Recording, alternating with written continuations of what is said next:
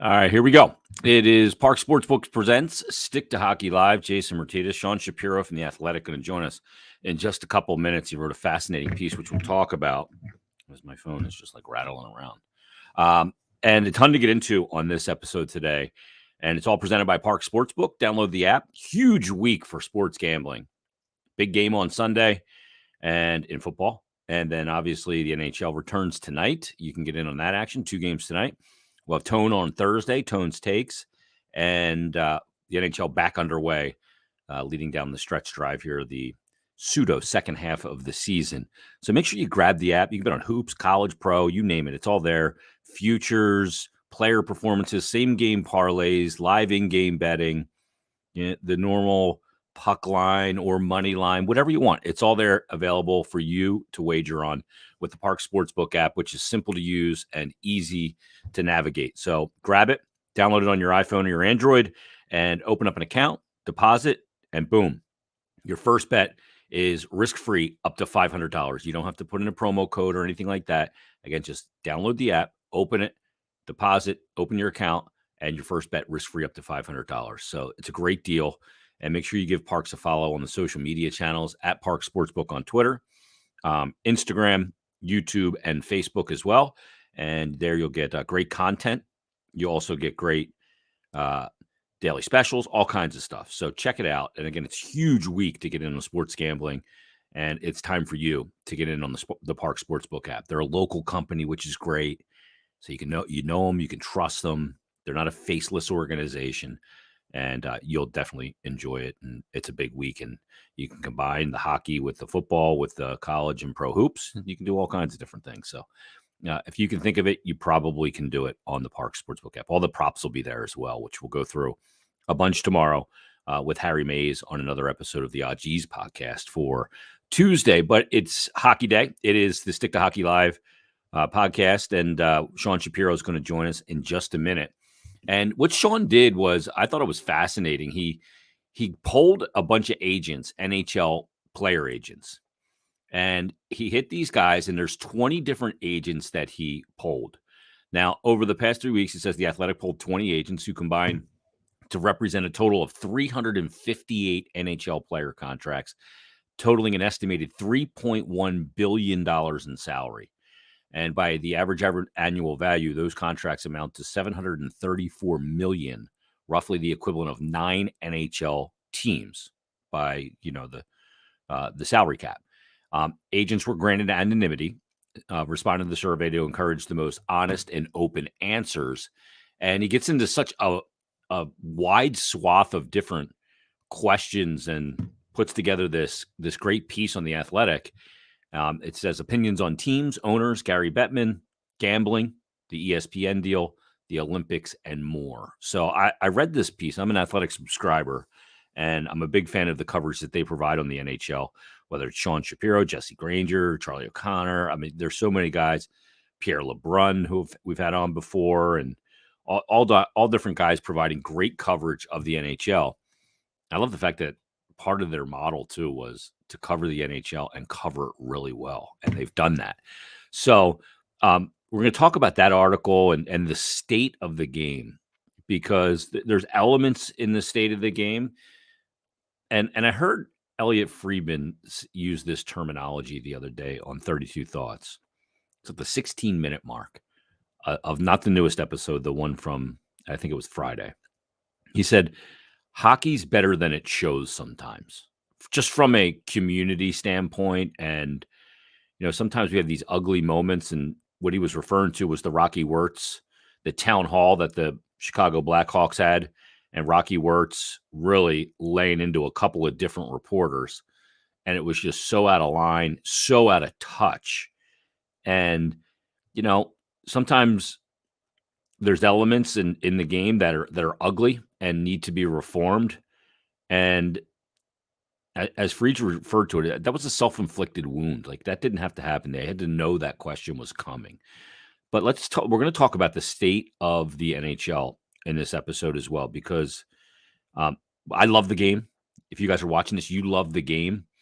To me, it's not just about the Flyers or just about a certain team. It's about the game and everything that goes with it. And yeah, there's things that need to be fixed in hockey culture for sure. There's things that need to be fixed in athletic culture and major sport culture, whether that's at the collegiate level, junior, whatever it is.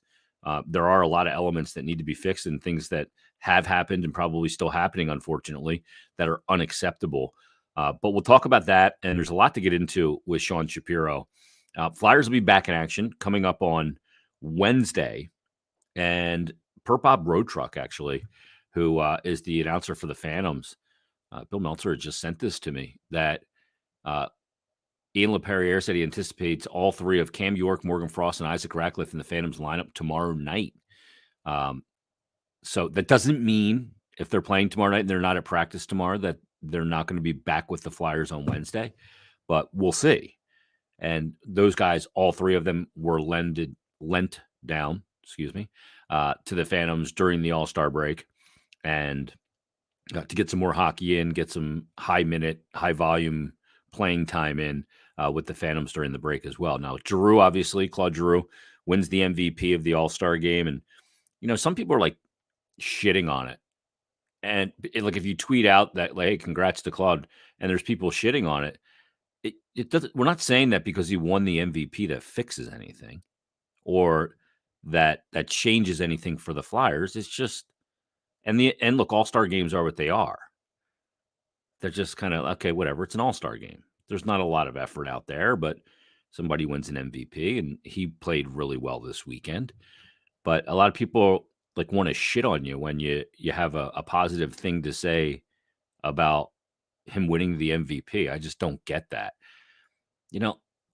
My approach when I do this podcast and when I do Flyers Daily and when I talk about the team is I don't want, and somebody had DM me this. I forget. I wish I would have remembered his name, but he said, I appreciate your positivity or your level-headedness amidst a losing streak because I don't want to wake up, listen to your podcast and hate my team.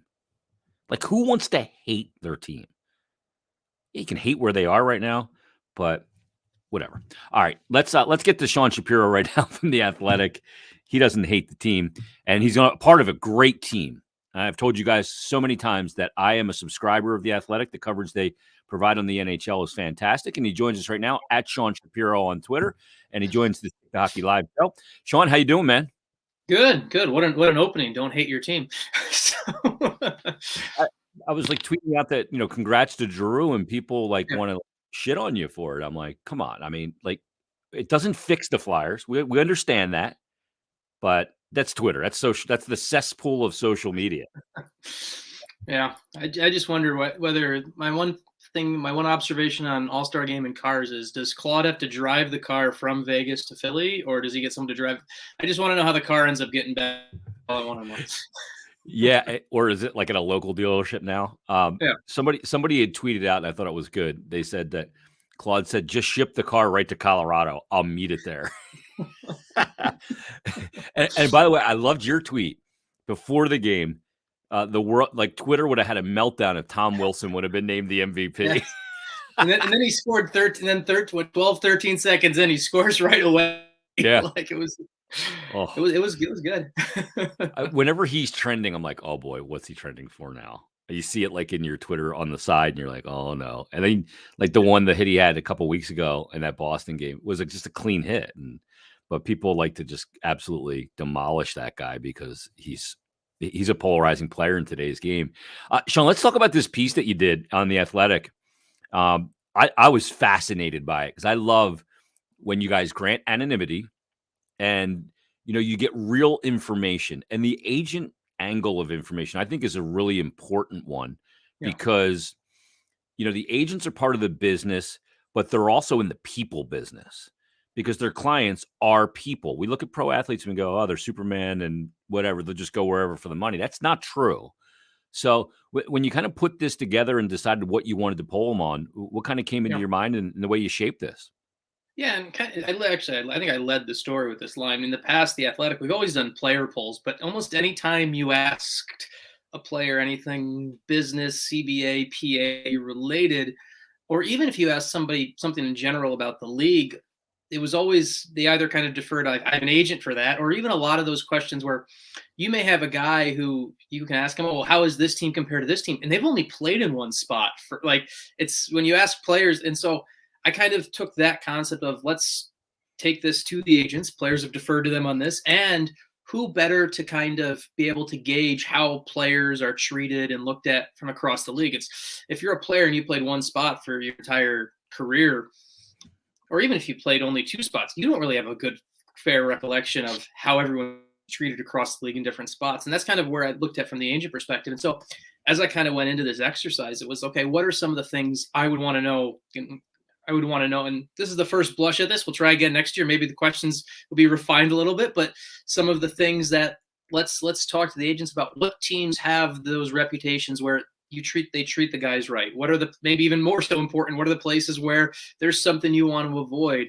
And then the other things along the lines of this, because of the Jack Eichel situation that happened earlier in the year. Well, I didn't ask specifically about Jack Eichel, but just kind of the whole, how are players treated by various teams, and where do you think we are as a league on that? So just kind of those questions. And obviously there was some of the business ones of how do you think the PA has represented the players and leadership around the league, and kind of taking those perspectives from these people who have dealing most of the agents spoken to have had at least dealings at least once with all 32 teams. So they, maybe not all 32 because Seattle's so new, but they have a good taste of what's happening around the league and what all these organizations are about. And it was a fascinating conversation. I got some answers that surprised me, some that didn't. It was a little bit all over the board for me, actually, even in kind of compiling this.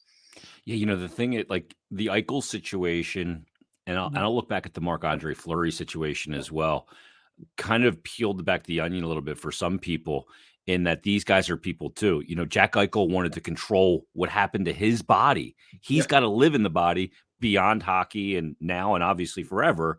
And then you look at a guy like Marc-Andre Fleury, who goes out to Vegas, is the face, and they discarded him. They've discarded several guys that they brought in. It's all under the guise of trying to win. But how is that element for Vegas? Did that get mentioned at all? Because they're a team that is really kind of cutthroat already trying to win. And there's guys that went out there, in good faith to kind of spend a long time there, and it didn't happen that way. Yeah, it was interesting. It was put kind of two ways. One, it's Vegas is one where you're treated great till you're not. It's kind of one of those where it's once you're in, they treat you great. I mean, I was just out there for the All-Star game actually, and you see the facilities and you see what they've done. When you're in there, it's great. But if you're making a decent amount of money, if you are making even your market value, and all of a sudden there's a shinier, more attractive option, or there's something where maybe slightly lesser talent, but can be a little bit, but can open something else, you're out the door. I mean, one of the things about Vegas, when you look at that franchise, one of the popular narratives from the beginning was, oh, they got lucky with the expansion draft. And that's not really the case. Basically, George McPhee and Kelly McCrimmon they've more aggressively and cutthroat used the salary cap than any team really in NHL history. You look at the amount of times where they signed all the way to the cap, knowing that, especially last year, there was 7 or 8 games where they played down a player because they were willing to get Pietrangelo in under the budget. And so I think the one agent who kind of put Vegas on is like, I would warn my client about it, was he used the word, they've gone from like the golden misfits to this evil empire, where you go from this team of opportunity to, well, if you're in and you're great, you're part of it. But if you're making a good amount of money, you could easily be the one out the door when something else comes up. Obviously, Jack Eichel's coming in, that brings in a ton of salary. Someone else is probably going to be another guy out the door. I mean, you look at that original team, like Cody Eakin was a guy who was on that team and came in and was part of that team that went to the Stanley Cup final. It was making more than his market value. He was gone rather quickly. Marc-Andre Fleury, the trophy winner last year. Now you look at even like over there, and just looking at, like, you look at their roster right now, like William Karlsson. Remember how like the William Karlsson story when they started and everything like that? Yeah. He's just kind of back a little bit more to his career norm a little bit now. And so who knows what's going to happen with him in the future. So it definitely came up with Vegas, where good place to be when the going's good. But look what happened to a guy who's a Hockey Hall of Famer and literally won the award for best goalie in the league 6 months ago. Yeah, it's rent, don't buy when you go Yeah. there. Rent a house. There's no reason Yeah. to buy one because you could be out and you just don't know when it's coming. You're right about the shiny toy. Like, it's Vegas. We get it. It's a Yeah. show out there. But geez, I mean, they're in on every big name. I mean, from going back to Stone and everybody. I mean, they just in on every guy. It's incredible. Like, I fully expect them to be in on like Gaudreau and Matthew Tkachuk, and they'll offer sheet them. Like, what's going on here? But Yeah. it's pretty nuts. Let's talk about, one of the things that really caught Flyer fans' eyes in your polling was, if money is equal, which team or owner you would steer your clients toward. Now, there's this notion always in Philadelphia. It's an inferior complex city to begin with because of New York and DC, but that this isn't a destination that players want to come to. No big free agents come here. But if you go back and look, Tavares didn't come here. He was going to Toronto no matter what. Panarin wanted to play at the Garden. James Van Riemsdyk, he came back, and that's probably a bad name to bring up right now. But Hayes came here. I mean, there's guys that come here, and players ultimately come for money and the situation. And in your polling, Flyers actually were third ranked in a destination where agents would steer their clients toward. Were you a little shocked by that, given how the team is? Yeah, I was kind of surprised about that. I mean, Tampa came in at the top, and I kind of expected Tampa to be there. I expected a combination of recency bias, and obviously Jeff Vinik has this tremendous reputation. He's won back-to-back cups, so I expected Tampa to be at the top. But Philadelphia's inclusion, I've heard when the first agent mentioned it to me, it surprised me, but it just started bringing back. I've heard good stories about that, about how the Flyers treat players in the past. So it wasn't surprising in the fact when I heard it, but I didn't go into this exercise expecting Philly to be one of the teams that would be talked about quite a bit in there. But when you stop and you think about it and you hear stories, and you talk to players around the league, the Flyers do have a reputation for, no matter what you want to say about people, you're right, there is the inferiority complex with Philadelphia and everything like that, but when players come to Philadelphia, they're treated well. I mean, one example that someone brought up to me the other day is was just the little things. Like NHL players, it's a silly thing, but like CBA, a player is not promised a jersey. Like and that's not a big deal to the Claude Giroux's of the world. It's not a big deal. But if you're a guy who gets called up and you play your first NHL game and you're just going to cut a cup of coffee or whatever, and you don't get to keep that jersey. That's not something that you're entitled to. That's something you have to buy and everything like that. And this one agent brought up to me that the Flyers go out of their way, and he had a client like this who was essentially your 4A player, right? A guy who only played, his client only played a dozen games with the Philadelphia or whatever. So not to give away who it is, but so basically they still gave him a jersey. They took care. They made sure his kids got a jersey. Like little things like that go a long way, where players really appreciate that. Especially the players. The kids one was big, just especially seeing how as players have families and everything like that, to know that you're going to a place where the wives' room, the kids' room, they're taken care of, they're having a good time and everything like that. That was a really big thing, and the Flyers checked off a lot of those boxes just for. If you've got a family, if you're not even older player, if you got a family, it's a good play. And that was something that wasn't surprising going in, but not expected. Wasn't expected as I went into this, and it was kind of became a trend where even some of the people who didn't mention Philadelphia, I still had some other conversations with people, because I basically, how I did this poll was I asked agents, hey, how would you do this? And then had some other expanded conversations, and even some of the people who didn't list Philly still had positive things to say about how the Flyers run their operation when it comes to treating their players. Yeah, I mean, that's a big thing because, like, it's, first of all, for some guy that's just coming into the league in his first game or whatever, it's really hard to get a kid-sized jersey of some guy making his NHL debut. Exactly. Yeah. That's not one of those things that's readily available at the Dick's Sporting Goods, number one.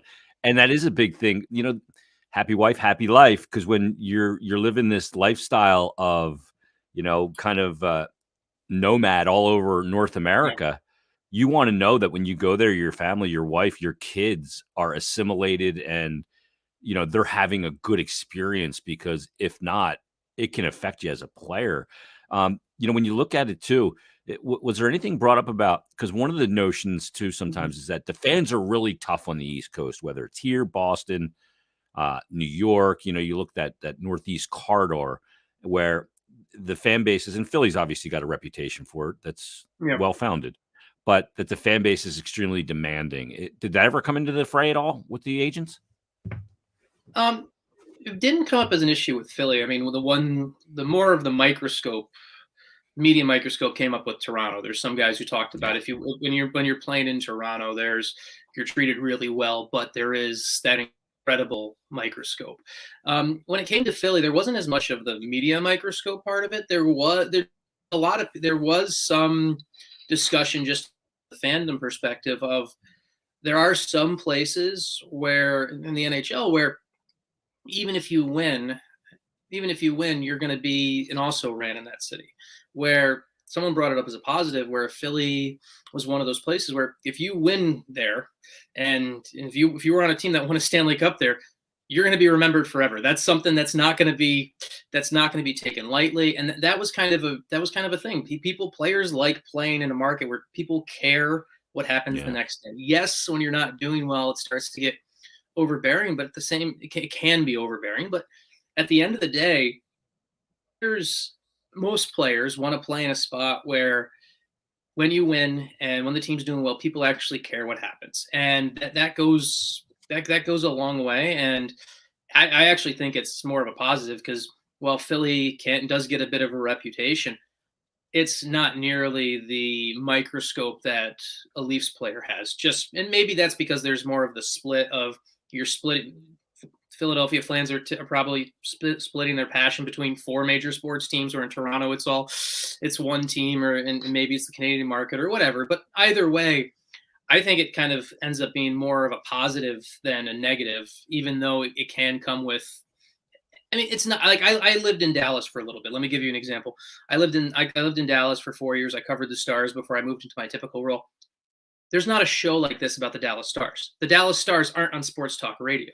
The Dallas Stars go on a 10-game winning streak. No one's talking about it. It's still the Dallas Cowboys. That doesn't happen in Philadelphia. That's a nice thing as a player to know that we're going to have success. People are going to listen. People are going to care.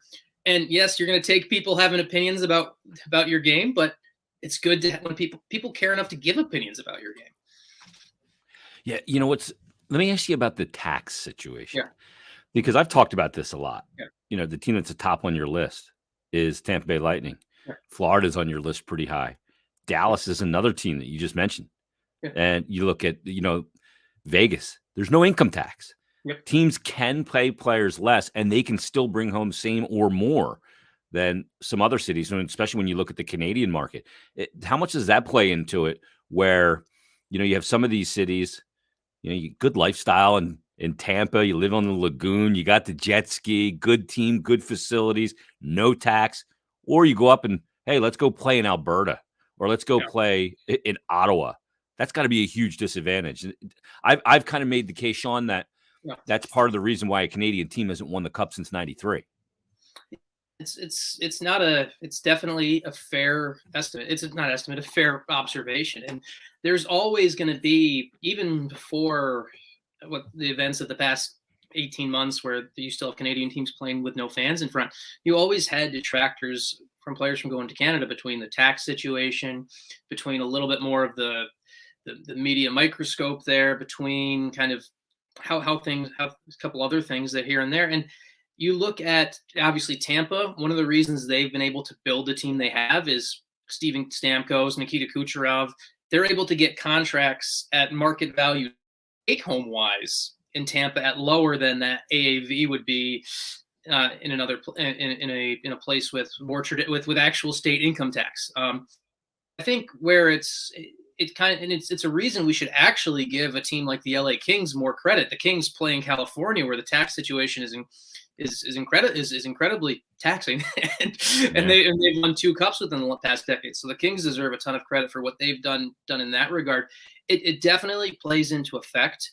I think at the end of the day, players essentially are going to go somewhere. The first 2 things are always going to be money/term, and do I have the chance to win? Those are always going to be the first two. But as those things start to get equal, and with the taxes, the money is the direct impact of that. It's going to be, well, I could play in LA for, let's just use $10 million as a round number. I could play in LA for $10 million, and I could play in Tampa for 8 million and make essentially the same amount, and I can play on a better team. It definitely comes into play, and it's something where I think people try to downplay it sometimes as like, oh, players do care about it. And agents particularly are, even if you are good at finding ways to maximize your money, you want the biggest pop possible to start. And it goes into play. And I think that's why you always see those teams when you see like a big name free agent, right? Like why did John Tavares was always going to Toronto, but he decided, I'm going to take the call with Dallas. I'm going to take the call with these tax-free stuff just to see what they put on the table. Mm-hmm. Like even that, it always gets you a seat. If you have no income tax, basically what it does is it gets you at a seat at the table for every big name, whether they're seriously considering you or not, but it still at least gets you the seat and gets you that chance. Yeah, and that's that's intel that you can gain as well on those situations and market value and everything else. Mm-hmm. You know, one of the polarizing subjects in the NHL, Sean, is always the commissioner, Gary Bettman. And your polling on this one I thought was fascinating because of the 20 agents, 7 said he's done a poor job, 7 said he's done a good job, and 6 said he did a fair job. We need like a shootout here because we're at a dead heat for the most part. Yeah. But what was kind of like the chatter around Gary? What do they think he does poor? What do they think he does well? And it's kind of, well, no one likes him. It was more of whether you like him. It wasn't a question of whether you like Gary Bettman or not. It's how you rate his job. And so many guys do not like the commissioner. And really kind of what it came down to is the agents that looked at Gary Bettman has done a good job, took a look at Gary. Those were the ones that were thinking more about Gary Bettman's job description. Gary Bettman's job description is to represent the owners and do what's best for the owners. And when you look at the system that's in place with the salary cap, with the escrow, where the owners are protected to get 50% of hockey-related revenue every year, it's the players who have things taken out of their paycheck to make the owners whole, not the other way around. When you look at that description, Gary has won. If you're looking at the NHL versus NHLPA, Gary has won that battle with Donald Fair year in and year out. When you talk to the agents that look at Gary did a good job, and so he's done a good job for his constituency.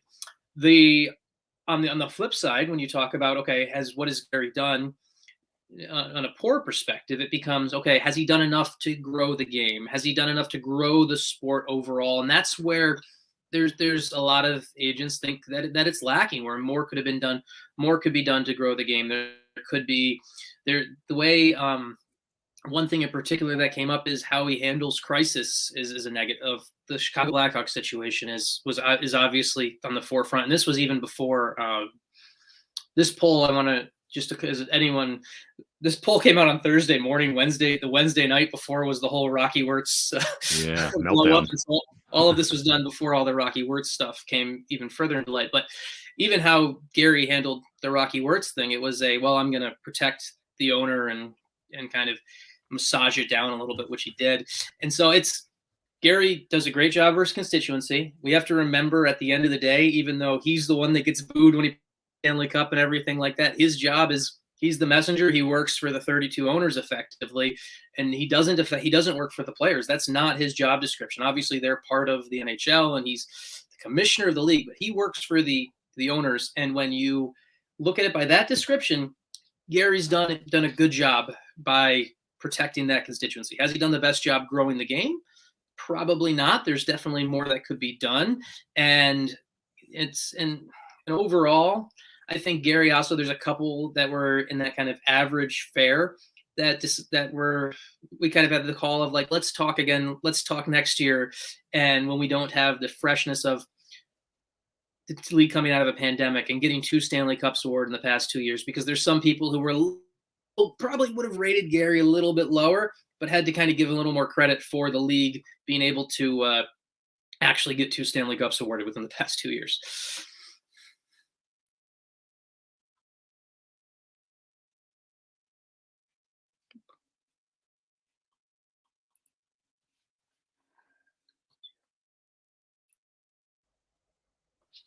All right, I'm back. My internet is just being an asshole today.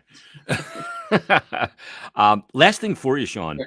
because when we're talking about Gary, you talk about the TV deals, and one of the step Yeah. backs, when you look, and Gary's tenure was OLN, Outdoor Life Yeah. Network, coming out of that lost season.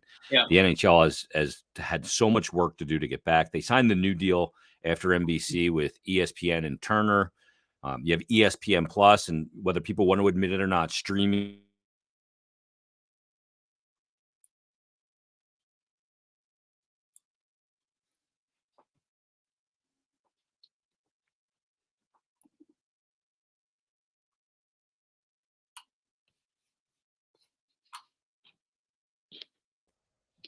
All right, as I was saying, You actually cut out mid streaming, which was actually kind of perfect. yeah, streaming is the present. Not at my house, apparently. And dude, I'm on an Ethernet cable. Like, what is going on today? It's driving me bananas. But the funny part is, that's the future. That's a lot of people are going to be streaming games, and ESPN's kind of pushing in that direction as well. And it's one of the reasons why the NHL went that way. But all of your agents agreed on this, that the NHL has not done enough to grow revenue. And I think one of the things that I've been charged with working for the Flyers is to expose that side of the players that's not get pucks deep, work hard, cycle, and all that hockey speak. And because hockey players are good dudes and they're funny, but we don't see that nearly enough. Yeah, it's the whole thing of like the logic of. I was actually talking to Ray Ferraro about this at the All-Star game this past weekend, where there's this whole narrative of hockey players have no personality. Hockey players have no personality. They're robots. And yes, there are some players that have no personality. There's athletes in other sports that have no personality, but that kind of blanket statement is more so a fourth wall that's never been ripped down. And in other sports, it just got ripped down. And within the hockey world, it's always by a combination of kind of ethos of team first and how it's been presented media wise. It's never been normal until more so now to show players personality that way. And I think that is something where we're finally starting to get to that point. We still have a long way to go, but like, just for example, can you imagine, so we have the breakaway competition this past weekend, and even there was the whole John Tortorella ripping Trevor Zegras for doing for the Michigan assist earlier in the season. Like, if Zegras was having that type of year and was causing that type of buzz 10 years ago, the league doesn't invite him to the All-Star game for the skills competition. They don't go and do that. And so we're starting to take baby steps, right? We're starting to get there. We're starting to see, and I think it's going slower than I would like, because we see these personalities. I think it's kind of you got to get the ball rolling, right? These players have personality, and there's a lot of times I know this from when I covered a team, and I see this. You see the personality around players, but a lot of times it's camera comes on, and sometimes that glaze goes on, and they turn into the robot because that's what they've been kind of taught to do. So I think as we move forward, as we see. I don't know if this generation of players will ever get completely out of kind of the hockey player is boring. I think we're going to be fighting that for a while. But as you see, when young kids see Trevor Zegras and Hughes having fun and kind of their personalities, and you see that, and I think that's going to, the next generation, as we move forward, we'll finally be in that spot where we won't be having to have that discussion of, oh, do they have any personality? Yes, they all have personality. It's just, it hasn't been shown. And I do think the two new TV partners are better for that. I'm not giving them full credit. I'm giving more of the credit to the younger generation of players and who are kind of used to being on camera. I mean, we have now, if you're 20 years old now, you've grown up in a spot where your entire life has been filmed in some capacity on cell phone like cameras. Yeah, exactly. And so, but I do think the TV deal has helped, because I think the ESPN and Turner in particular have both focused way more on, you go to the intermission show and it's not, well, here's the highlight of how this rim around happened and this, and they got the puck back to the point. So much of the NBC broadcast was X's and O's, and it was never really anything about the personality. It was never even anything about the personality of the hosts. Like, I think the perfect example is look who's at the who's the host for Turner. It's Liam McHugh. Liam McHugh was the host for NBC. Same exact person at NBC essentially was told, okay, we're going to stick to hockey X's and O's. And now at Turner, okay, we're going to open up some personalities, and he's entertaining. Like, Yeah. I think there's so many little things like that as they're coming into the sport. Hopefully it turns into this snowball where it's normal. And then the players start to see it, where at the All-Star games, as we start to get forward, when we can go forward into All-Star games, it won't be like, oh, well, we have to put on a mask when we get to a mask of no personality when we get to the microphone. We can actually be ourselves. And I think things like that are just going to keep moving forward in the right way. And I'm hopeful about that. And TV deals are going to help. Getting on networks that want to have a little more fun are going to help. So. Yeah, I totally agree. You know, one of the things that people always say is, why even talk to athletes? They don't say anything. And then when they say something, they give him shit for saying something. Like with Kucherov last year at the Cup, right? That press conference is just absolute gold. The dude is being normal. Yeah, and I think that was opened up for the Russian players. And you saw what Kiprusoff did this weekend. Yeah. But when Ovechkin reacted the way he did to the Cup and doing snow angels in a water fountain, you know, I think that like everybody's going, okay, it's okay to have fun. And coming out of this pandemic, I hope they all decide to just like, you know what, screw it. I may catch some shit for some stuff I say or I do, but damn it, let's have some fun. Because I've been in the locker room a lot, growing up playing and then covering, you know, teams for so long. The guys are funny. There is no player that was a bigger dichotomy of on microphone or camera and off than Jeff Carter. Okay. Because I covered Carts in the beginning of his career, and he would break my balls and was great. And we talk about NASCAR and car, everything, right?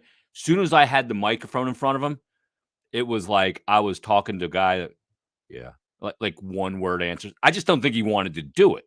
So he said, I'll suck when I'm on the air. That way you won't ask me. But when we're off the air, you're a cool dude. We'll break balls, right? And even I think it even opens up, hopefully it opens up the future for players that aren't North American to open up a little more too. Because there's guys who when they get into, if you are not around the team or you're not in the locker room, you may think someone who's Finnish or Russian doesn't speak English. And they actually do. That's a secret. They all actually, especially in Finland, that's one of my favorite things. I went to Finland 2 years ago, and everyone speaks English. It's a very poorly kept secret, but the players come over here and they pretend they don't speak English and everything. But I hope as it becomes more and more acceptable to be yourself, to be funny, it's okay to bust each other publicly like you do when no one's when it's not just the confined group. I hope it just continues to kind of grow and push that, because there's some good personalities, and there's so many stories I think that we're missing out on still in the hockey world that would be really fun to tell, that hopefully we may not be able to tell them now, because it's got to get to the level where the players are comfortable and realize I can talk about myself. I can talk about, or even just like the whole, like there's always the debate now is like, oh, how should players dress before games? Like whether you wear a suit or a suit or a designer sweatshirt, it's not going to impact how hard you work on the penalty kill that night.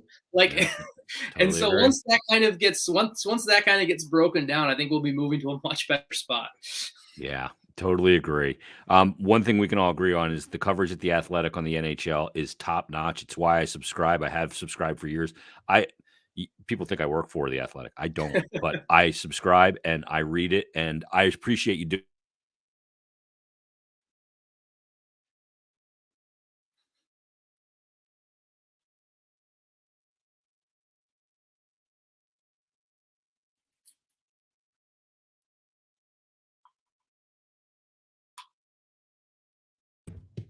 Of course, as I'm giving you compliments, my internet goes out. Okay. But keep up the great work, man. Thanks so much for doing this, Sean. I'd love to get you on again sometime. Appreciate it, man. Yeah, thanks for having me. It was fun. Awesome.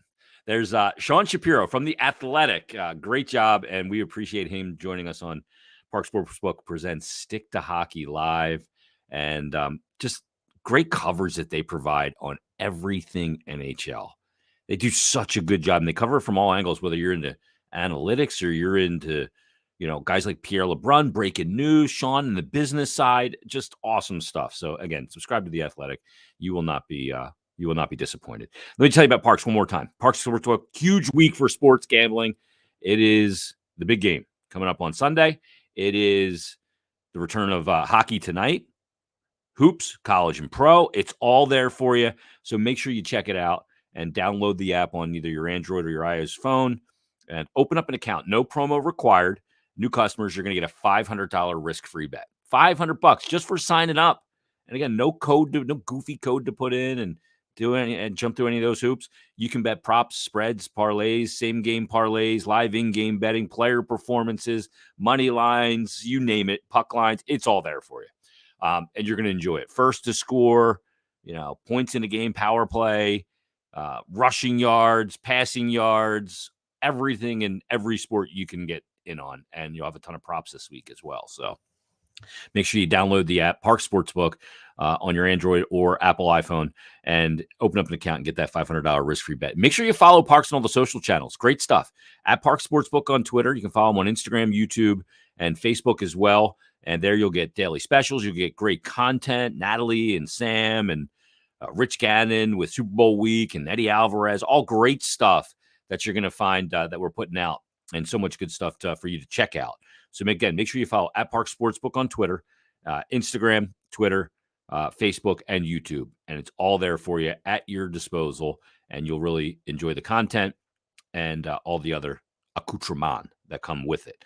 All right, so that's going to put a wrap on this episode of Stick to Hockey Live. We'll be back Thursday with another episode. It'll be the day after the Flyers return against the Detroit Red Wings on Wednesday night. And the league will be back underway full bore at that point. 2 games tonight. And, of course, the big game this weekend. And coming up tomorrow, we've got another episode of Aji's podcast with myself and Harry Mays. That'll be at 1:15, I think, tomorrow we're doing it. So look for that tomorrow on, again, at Parx Sportsbook on Twitter, Instagram, Twitter, Facebook, YouTube. It's going to be there as well. So everybody, have a great rest of your Monday. We'll talk to you Thursday on a brand new Parx Sportsbook Presents Stick to Hockey Live.